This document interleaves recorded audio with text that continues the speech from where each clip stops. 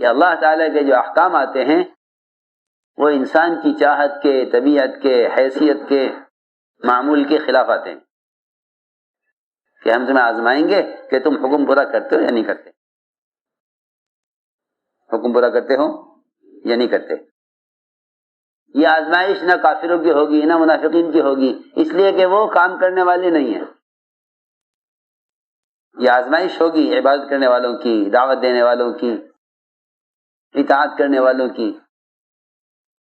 آزمائش اطاعت کرنے والوں کی ہوتی ہے، آزمائش اطاعت کرنے والوں کی آزمائش ہوتی ہے، نافرمانوں کی نافرمانوں کا امتحان نہیں ہوتا، اس لیے کہ جو نافرمان ہیں وہ تو تعلیم میں اور یعنی اطاعت کے میدان میں آئے نہیں، ان کا کیا امتحان؟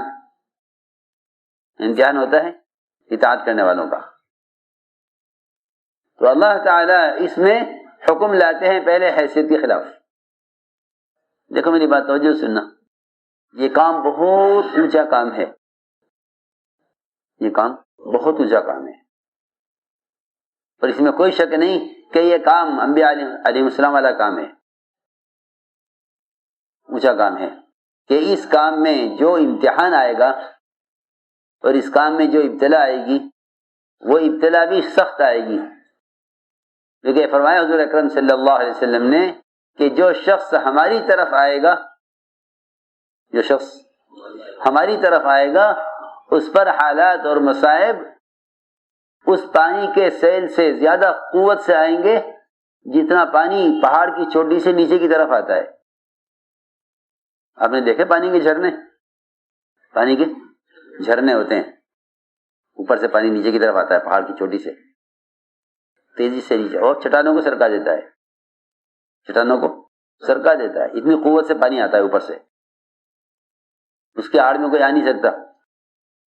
تو یہ فرمایا حضور اکرم صلی اللہ علیہ وسلم نے کہ جو آدمی ہمارے اس کام میں ہماری طرف آئے گا اس کی طرف بیماریاں، حالات، پریشانیاں، ابتلاءات اس سے بھی زیادہ قوت سے آئیں گی جتنا پانی پہاڑ کی چوٹی سے نیچے کی طرف قوت سے آتا ہے۔ اس کا مطلب یہ ہوا کہ اس کام کے کرنے والوں پر امتحانات آئیں گے، لیکن شکایت کرنے کی گنجائش نہیں ہے، شکایت نہیں کر سکتے، کہ شکایت کرنے کا مطلب یہ ہے کہ آپ اس راستے سے خوش نہیں ہیں۔ جو آدمی جس راستے سے خوش ہوتا ہے اس راستے کی تکلیف پر بھی خوش ہوتا ہے، شکایت نہیں کرتا میرے ساتھ یہ ہوا، میرے ساتھ یہ ہوا، شکایت نہیں کرے گا۔ حضور اکرم صلی اللہ علیہ وسلم نے اپنی نبوت میں فقر کا اور تنگی کا راستہ اختیار کیا ہے، ورنہ آپ کو بادشاہت والی نبوت مل رہی تھی۔ آپ کو نبوت کون سی مل رہی تھی؟ بادشاہت والی۔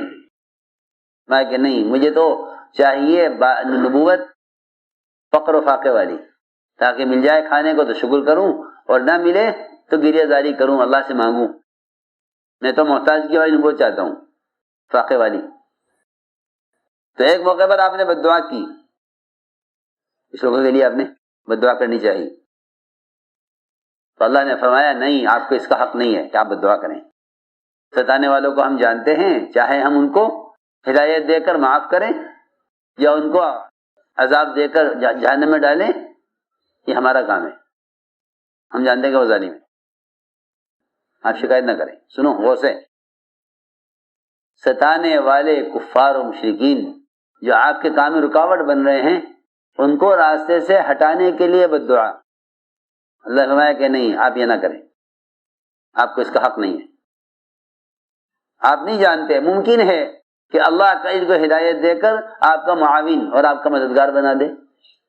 سنو تو صحیح، اس عجیب بات ہے۔ آپ آج بد دعا کریں ان کے لیے، ستانے والوں کے لیے، اور اللہ کے علم میں ہے کہ اللہ ان کو ہدایت دے کر کل آپ کا مددگار بنانے والے ہیں۔ جی ہاں، حذیفہ رضی اللہ تعالی عنہ جب ابو سفیان کو قتل کرنے لگے تو آپ کی ہدایت یاد آئی کہ کوئی نیا کام مت کرنا، ان کو چھوڑ دیا، اللہ نے ابو سفیان کو ہدایت دے دی، اللہ نے بڑا کام لیا۔ سنو غور سے بہت جاگ کر،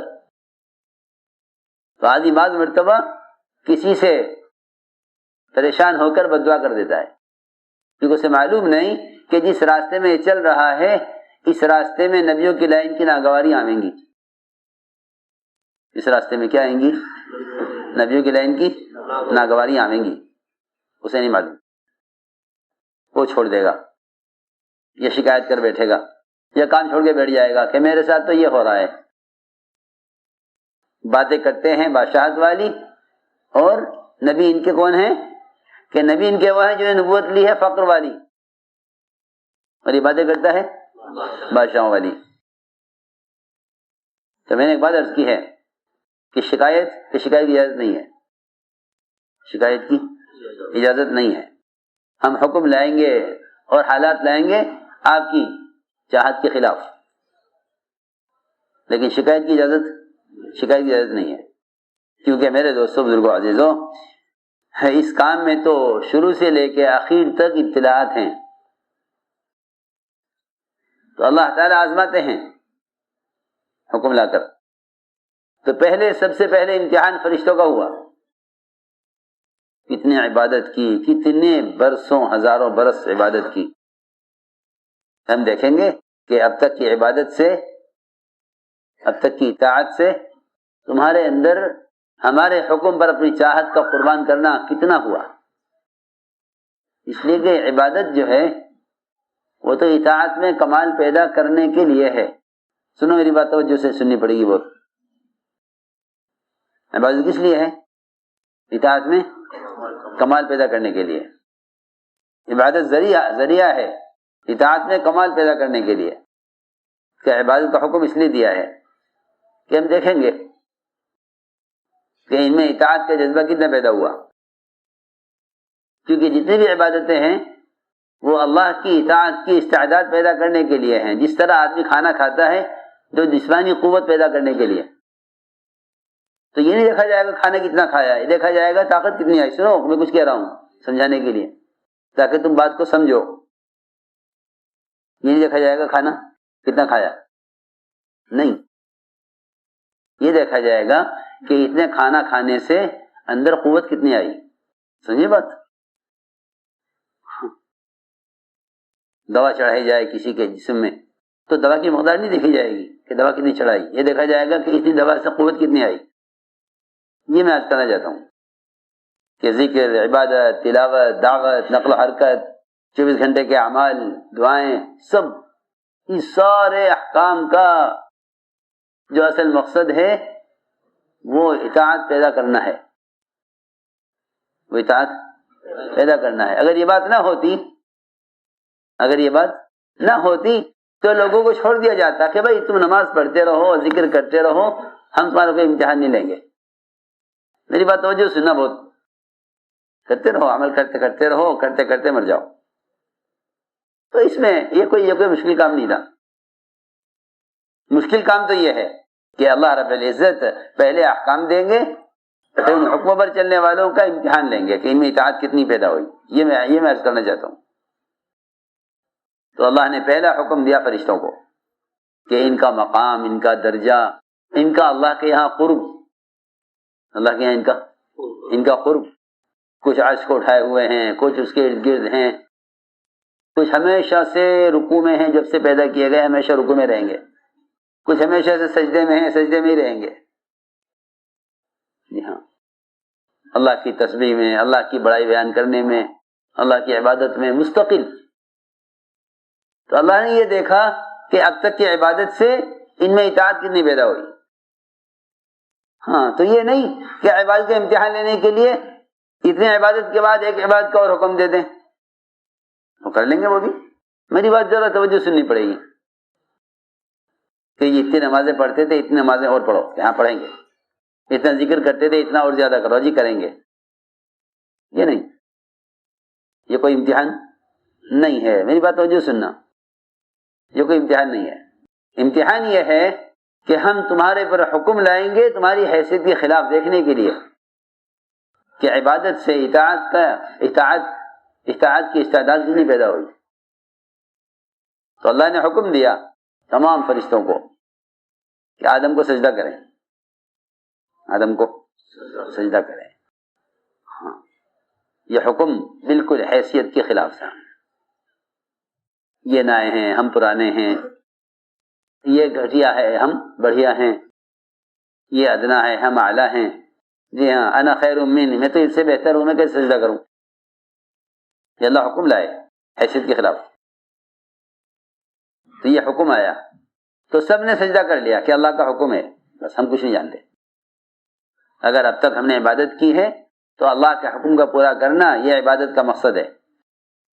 سب نے سجدہ کر لیا سوائے ابلیس کے کہ نہیں میں نہیں کروں گا، کیونکہ یہ حکم میری حیثیت کے خلاف ہے.